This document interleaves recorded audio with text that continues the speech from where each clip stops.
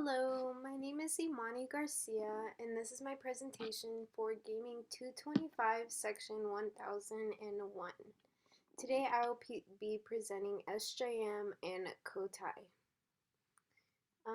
Following my presentation, you will have a clearer understanding of Stanley Ho, who he was, the empire that he created from the ground up, which is SJM, a little bit about his daughter, Pansy Ho, and also Cotai and the Lisboa Palace in Cotai. Yeah, so let's get started.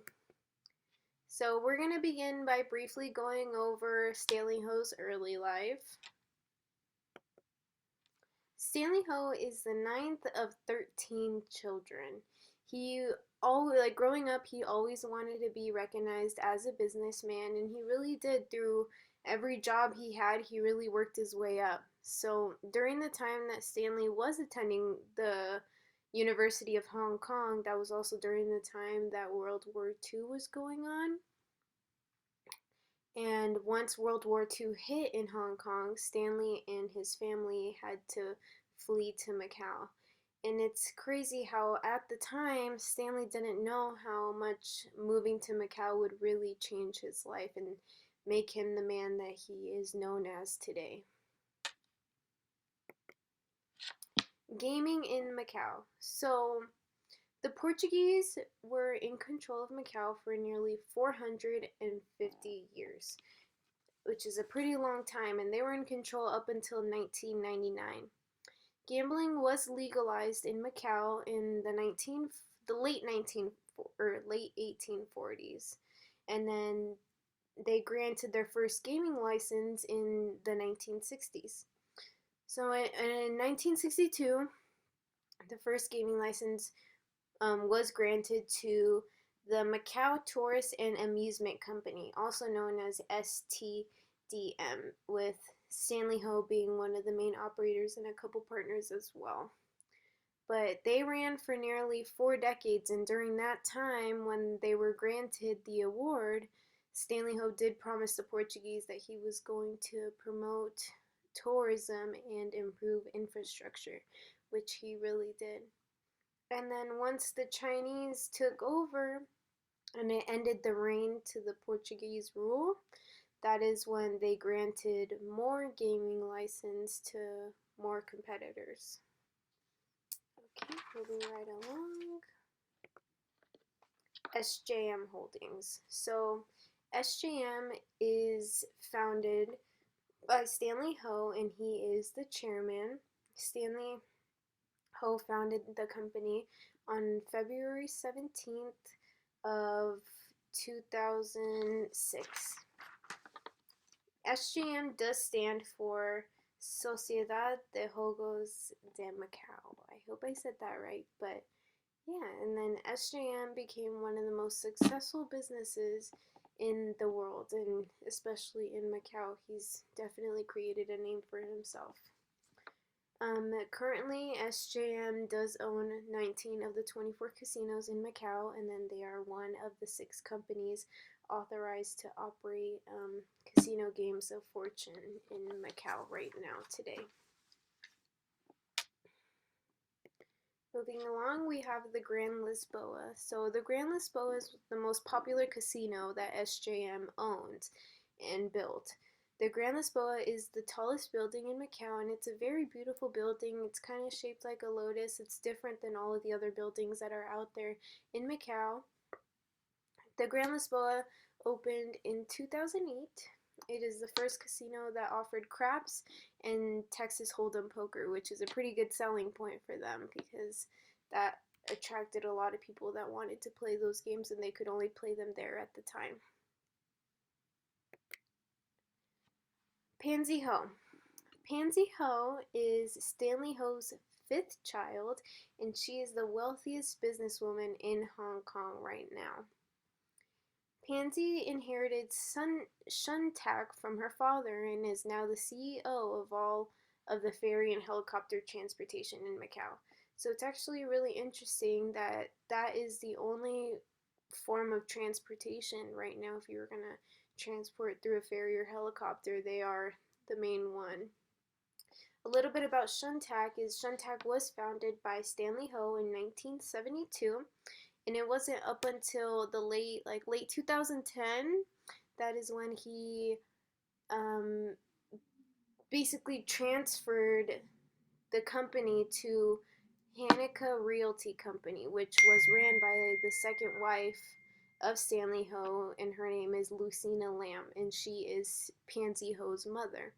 So basically, it was Pansy Ho ended up inheriting it under that company, but it's technically hers.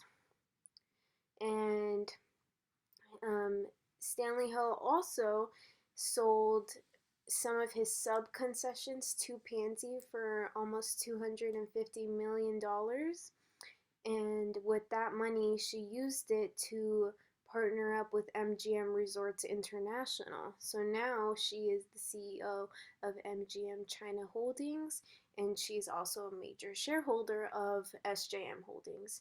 So she's a pretty fascinating and important businesswoman, and I feel like more people should know about her and how she worked her way up, not just because of who her father was, but because of the things she did and the way that she worked to get to where she was.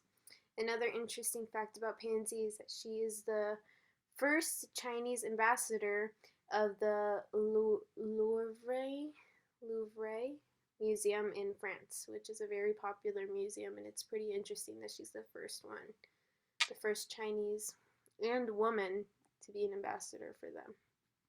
Moving right along, we have the Cotai Strip. So the Cotai Strip, it's a miniature Las Vegas with a beach, but it's not a nice beach, but it adds to it. It's about 10 minutes away from Macau, and it was kind of known as the New Macau, but it's the Cotai Strip. So the Cotai Strip is home to the Lisboa Palace and 17 other casinos. They were also part of a reclamation project, which is pretty awesome. Like the entire island, the island that is connecting to Macau is all man-made.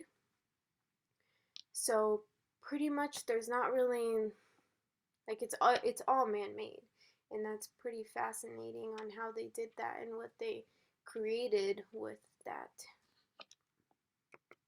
Moving along, we have the Cotai theme park. So this is currently still in the works right now.